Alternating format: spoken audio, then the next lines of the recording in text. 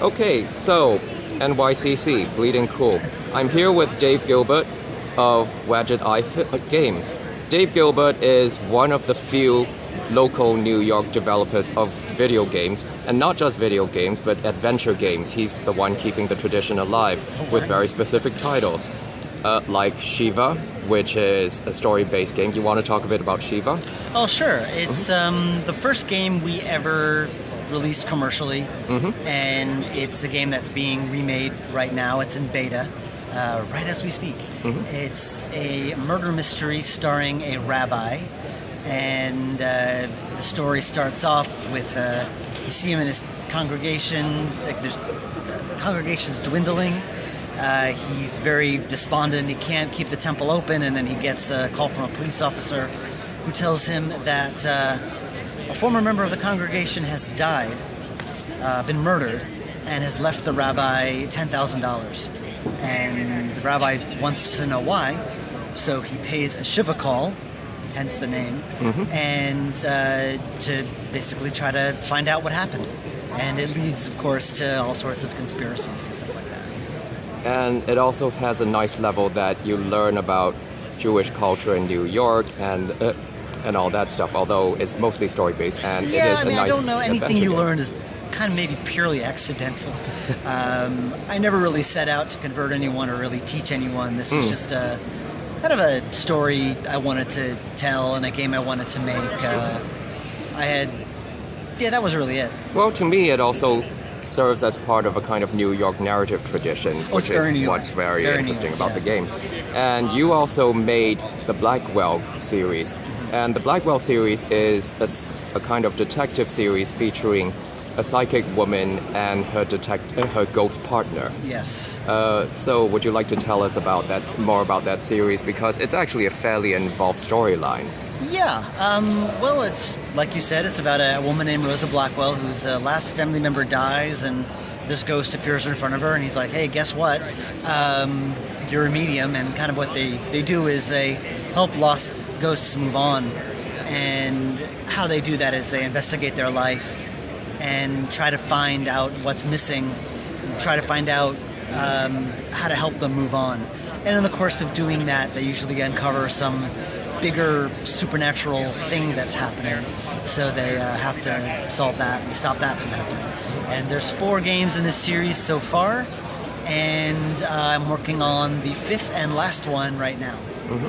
So yeah, it's pretty much like a TV series, and there's a lot of humor, and the characters are very fun and interesting, and characters have fans out there, I've noticed, which is a nice thing. We got our first piece of fan fiction the other day. Nice. Never had fan fiction before. That was really cool. I just hope it's not slash fiction. No. I'm sure that's out there, but I don't want to look. And at a certain point, you also became a publisher of other people's games. You published Gemini Rule, which is a critically acclaimed science fiction interactive story game. Yeah. Well, I started doing that because I realized early on, after our first couple of games, that adventure games take such a long time to make that I knew I was one complete flop away from going out of business, and I didn't like those odds. So I wanted to increase our output, really. And so I started publishing, and the first game we published was Aaron Robinson's Puzzle Bots. Right. Well, the game did fine. We made a mistake. Rather, I made a mistake because rather than... The idea was that we were supposed to have more games coming out. But since we couldn't find a programmer for it, I ended up programming it myself. Right.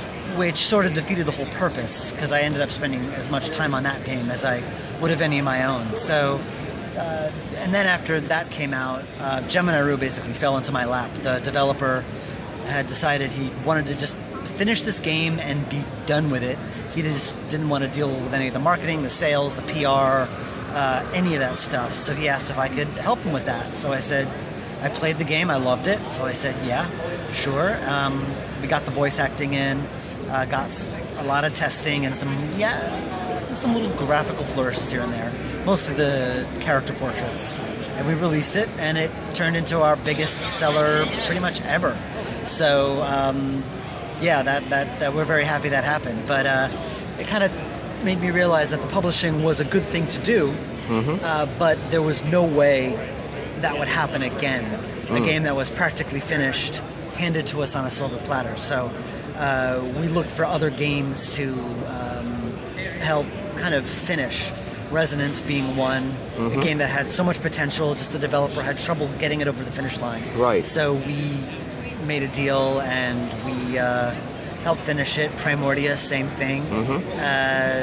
The New Guys, same thing. Yeah, I mean, Resonance is a pretty ambitious game on the narrative front, which means a lot more coding and a lot more different stuff that you needed to do. That's why it was taking the developer so long to make it. I think it was maybe 4 or 5 years, and it was maybe a third of the way done before we got it. My wife, who's a programmer, she was a full-time programmer before she married me and we started working together. She took it on. She took on Resonance and was a full-time programmer, and we got it out in about a year after that. I mean, what's amazing here is the fact that you're pretty much a 1.5 to 2 man operation. Wadjet Eye Games is you and your wife. Yeah, pretty much. And you're a publisher as well.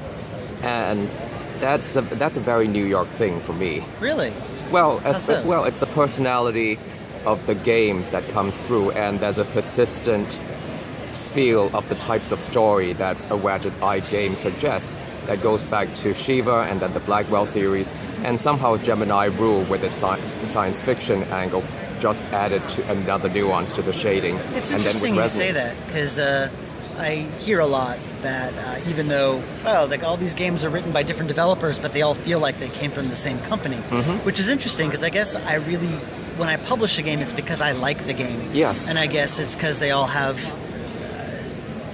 are games that Dave likes. Yes, so they're within your wheelhouse, and somehow that becomes Wadjet Eye. Wheelhouse, that's which I think is a good thing, because that very much defines Wadjet Eye.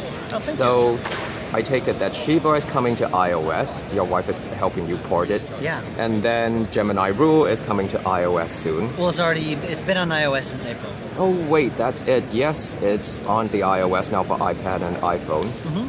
And what is there an ETA for Shiva? Yes, we want to get it out by Hanukkah. Good idea. It's taking a little longer than we thought because the original graphics were so small. On a big monitor, no big deal, but on a mobile device, it was impossible to play the game. Right. You'd be pressing it, and you could touch like 3 or 4 things at once. It was so small, so we decided to bite the bullet and redo it all. All the graphics are being redone from scratch. Wow. And it's a small game, so it didn't take very long. But the gameplay is exactly the same, but all the graphics are being redone, all the portraits, the music's being redone. The composer begged me. He's like, well, you're redoing it anyway. Could I please redo the music? So I said, okay. And we are getting the voiceover reprocessed, because I just didn't do any processing back then. And so it's going to look completely different. It's practically a whole new game, even though it's the exact same story, exact same puzzles. So that should be done. We hope to get that out by Hanukkah. Great. Well, look forward to it, and we will talk about it come the time. We're more than happy to talk to you about it. Okay, Dave Gilbert of Wadjet Eye Games, thanks very much. Thank you.